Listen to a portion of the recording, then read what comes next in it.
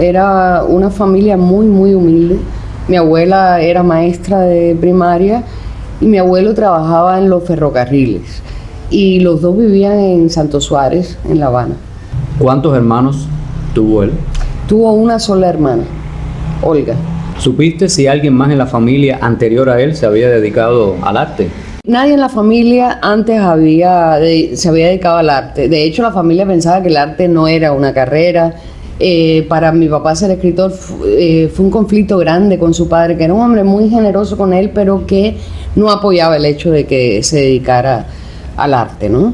Así que eso él lo hacía medio escondido. Él trabajaba en la compañía de teléfonos y se fue haciendo muy autodidactamente y muy escondido de la familia. Y en 1948, trabajando en la compañía de teléfonos, él estaba buscando siempre como oportunidades y le sale la posibilidad de una beca para estudiar inglés en Nueva York, y recibe 14 años en los Estados Unidos. El comienzo fue muy difícil. El comienzo era, ya tú sabes, tocando puertas, vendiendo seguros, haciendo lo que se podía porque la beca le cubría el dinero de los estudios, pero él tenía que pagarse el lugar donde vivía, todo lo que tenía que estudiar. Y se entera que van a crear el ICAIC.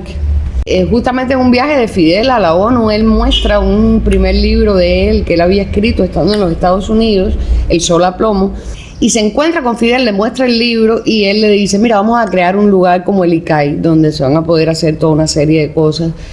Y ahí es donde empieza el bicho de decir, bueno, yo regreso y allí voy a poder realizar gran parte de mis sueños. Realmente fue entre los primeros años de la revolución un campo fértil para hacer una cantidad de cosas que no había podido hacer todavía en relación a la escritura, ¿no?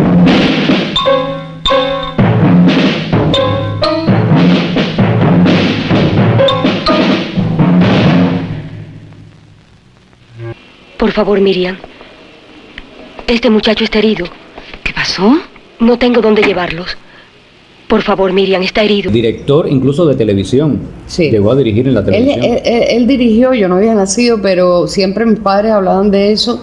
Un espacio que debió ser la antesala de lo que después fue el espacio teatro. Se llamaba Escenario 4 y era hacer precisamente clásicos del teatro para televisión. ¿Alrededor de cuántos libros, cuántas obras pudo publicar? Como 15 libros fueron publicados. Hay muchas cosas que después no se publicó porque vinieron problemas, el papel, una serie de cosas. ¿Cuál fue su último libro? El último libro es un libro sobre la historia de su vida, y entonces hay muchas cosas que yo no sabía de la historia del pasado de mis padres, y en el caso de este libro de mi papá recorre todo esto que te estoy contando desde que él decide irse a los Estados Unidos. Él pone un nombre que no es el suyo para un poco novelar el relato, pero realmente se trata de la historia de su vida hasta que llega en el año 59 a Cuba.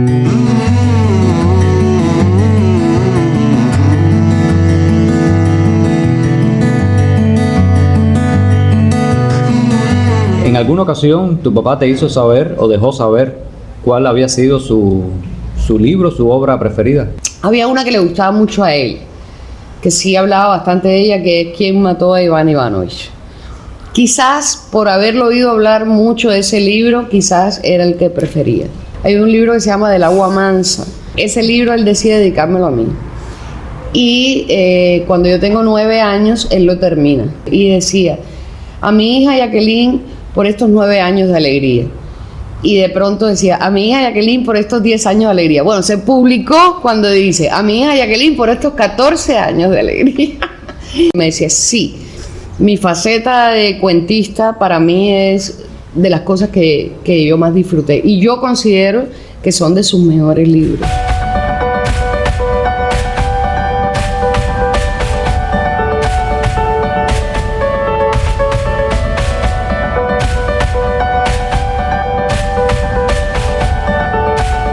Humberto dirigió muchísimas obras teatrales, inclusive me llama la atención todos los géneros que dirigió, porque dirigió comedia, drama, incluso óperas y zarzuelas, sí. Porque además llegó a ser el director del Teatro Lírico Nacional. Y en el teatro musical hizo cosas bellísimas. Después se dedicó más a dirigir teatro dramático.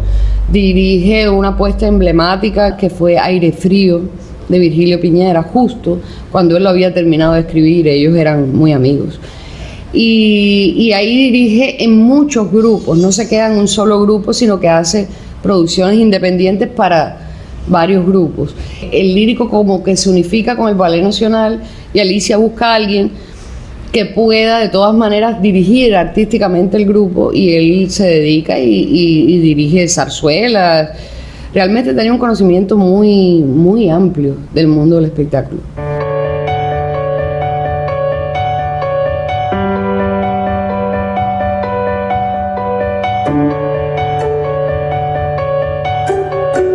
¿Cómo lo recuerdas de niña? Mira, tú sabes que hay algo que a mí me encantaba de mi padre. Era un hombre tan tranquilo, con tanto sentido del humor cuando estaba hablando, que a ti no te parecía que había un director ahí que era dictatorial diciendo que era lo que se tenía que hacer. Era muy propenso a la propuesta del actor. Él tenía su puesta en la cabeza, pero antes de eso él hacía un proceso largo de improvisaciones. Y de ahí cogía mucho, le significaba mucho lo que la gente podía proponer, era muy abierto. Jamás en la vida usaba una burla para dar una nota. O sea, que era un hombre que no solo tenía una sabiduría artística y una cultura importante, sino una humanidad a la hora de dirigir, que a mí me parece que era muy especial. Hizo talleres muy profundos sobre Stanislavski y Brecht. En la literatura, bueno, obviamente tiene una influencia muy fuerte del teatro norteamericano, de la época dorada del teatro norteamericano, pero era un hombre muy dialéctico. Entonces sabes que después vino Eugenio Barba, que después han venido nuevas tendencias, o sea que él estuvo oxigenándose constantemente, aunque sus bases son las que te estoy diciendo, las bases con las que él trabajó por muchos años, por lo menos por los primeros 10 años. Y él en ese sentido me enseñó a que había que estar continuamente estando muy atento a lo que surgía, leer, no acomodarse, ¿no? Él me dijo, la academia es importante, tienes que pasarla. Incluso para negarla, la academia es importante. Incluso para decir, este método no me funciona tanto como esto que he aprendido después.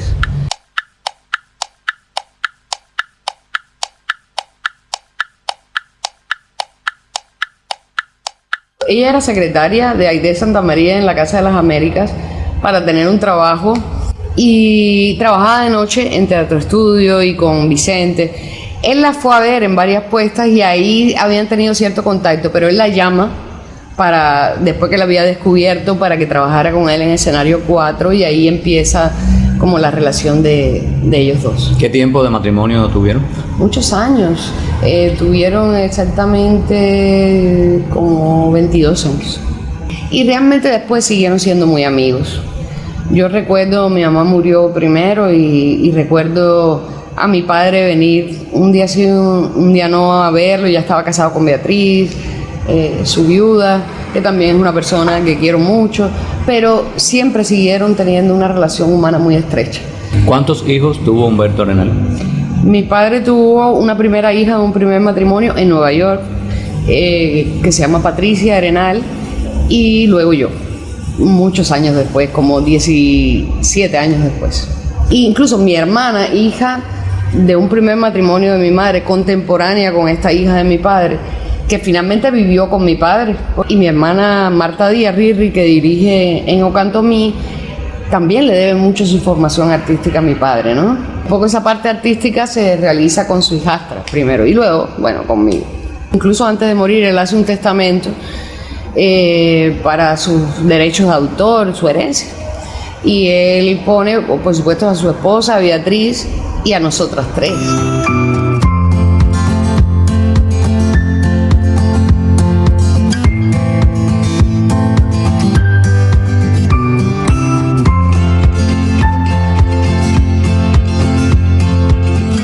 ¿Cómo recuerdas a tu papá cuando estaba aquí en la casa, en ese tiempo libre que le quedaba? Bueno, a veces yo me desesperaba un poco porque él era un lector tan grande, que cuando no estaba en la máquina de escribir, que la recuerdo, ese era el sonido, la música de esta casa, tac, tac, tac. Y Virgilio tenía también esa teoría, me acuerdo que visitaba aquí la casa Virgilio, que había que escribir todos los días, como un bailarín va y hace una barra todos los días, aunque ya sea un bailarín profesional. Muchas veces nada de lo que escribes ese día sirve, pero o se queda en una obra, pero el ejercicio de hacerlo es muy importante. Él hacía una cosa maravillosa conmigo, porque ya después que terminaba, como que eso que para mí resultaba larguísimo, él siempre nos sentábamos en ese balcón, en un sillón, y él me contaba cuentos que se inventaba. Incluso hubo un cuento que se llamó El conejito Ulan, todo por un conejito que yo tenía de juguete, y yo lo adoraba. Y él empezó a crear esa historia, y esa historia duró años. Mi papá era un hombre callado, eso sí, con una paz y una tranquilidad, o sea, nunca lo recuerdo violento. Como te decía, en el teatro también era en la casa, ¿no? ¿Y qué no le gustaba? ¿Qué lo podía hacer enojar? Era un hombre que toda la vida practicó yoga, que hacía meditación, cosa que yo aprendí de él, que hizo mucho psicoanálisis cuando estuve en los Estados Unidos. Entonces era un hombre realmente con un control grande de sus emociones.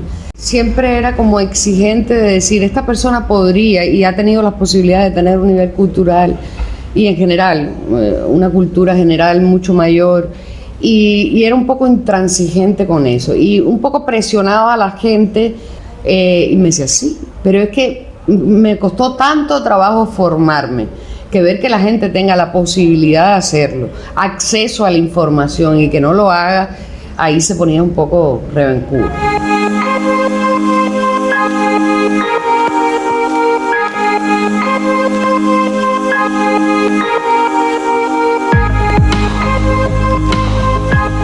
Montones de amigos del pasado me siguen diciendo, es el mejor amigo que tuve. ¿Tuvo algún hobby? Su gran hobby era la música clásica y nosotros íbamos al Amadeo Roldán. ¿Le escuchaste decir alguna vez de todas esas obras que tuvo la oportunidad de dirigir, cuál fue su preferida o cuál fue la que más disfrutó dirigiendo? Yo creo que Aire Frío, porque además estaban muy unidos en amistad él y Virgilio. Él vio nacer esa obra de conversaciones que tenía con Virgilio, ya sabía de dónde estaban haciendo esa obra. Entonces era un proyecto que abarcaba muchas cosas. Tuvo la posibilidad de hacerlo en Teatro Estudio con actores de primera línea.